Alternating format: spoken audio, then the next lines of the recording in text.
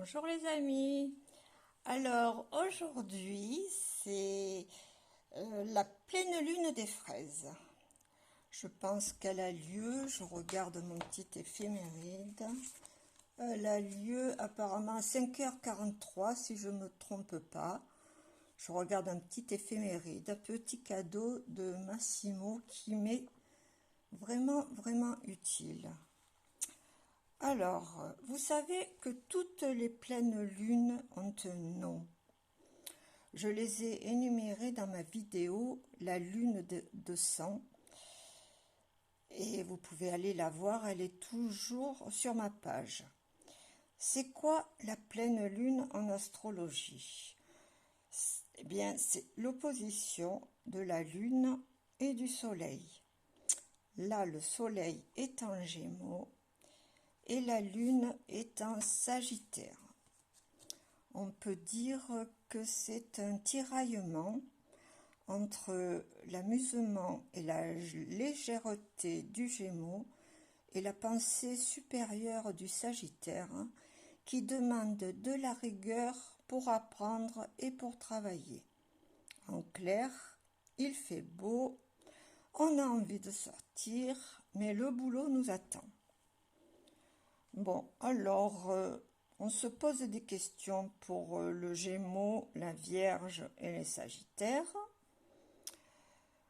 Et carrément, on décide pour le Bélier, la Balance, le Verseau et le Lion. Voilà, tout est une question de choix. Le Soleil est toujours en Gémeaux. Alors, c'est très bon pour tous les signes d'air, bien sûr, le Gémeaux, la Balance, le Verseau, très éclairé par le Soleil ces temps-ci, ainsi que pour les Béliers et les Lions qui se trouvent en sextile, c'est-à-dire un bon aspect à 60 degrés. Pour vos activités cette semaine, alors, le Mars est en Lion. Alors c'est une énergie en signe de feu, donc c'est vraiment de l'action et aussi de la générosité parce que le lion est très généreux. Du coup, ça retentit sur les béliers aussi et les sagittaires, mes signes de feu, ainsi que les gémeaux et les balances en bon aspect. De plus, bon, pour l'activité, je regarde toujours Mars et Mercure. Et là, je vois que Mercure est en conjonction avec Uranus, c'est-à-dire qui se touche. Vous voyez, c'est là. Donc, attention aux piques assassines, surtout pour les lions, les verseaux et les scorpions, parce que Mercure, c'est le mental, et Uranus, c'est l'inattendu. Alors, soit on pique, soit on est piqué. Et croyez-moi, si on est lion, verseau ou scorpion, on réagit. Après, on a de la chance et de l'opportunité pour les taureaux, les vierges, les capricornes, qui sont en trigone, c'est-à-dire un bon aspect. Et pour les poissons, les cancers, qui sont à sextile, un autre bon aspect à 60 degrés. Après,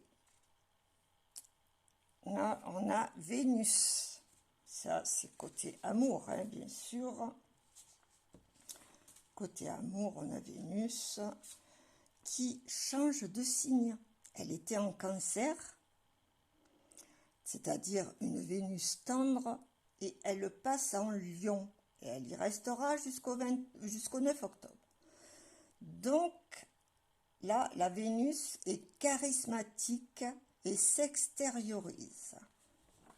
Ça va être top pour les balances, les sagittaires, les béliers, les gémeaux et les lions. Vous plaisez. Bon, malheureusement, elle est en opposition avec Pluton. Donc là, pour les verseaux, les taureaux et les scorpions, il va y avoir du doute. Mais il y a aussi une dissonance avec Jupiter qui va permettre de dépasser le blocage aisément. Donc, pour ces 3 signes, ne désespérez pas.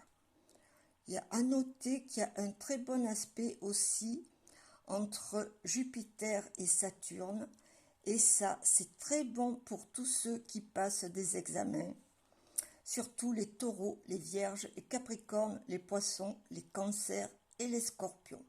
Bon, vous inquiétez pas, hein, les autres signes, vous allez réussir aussi.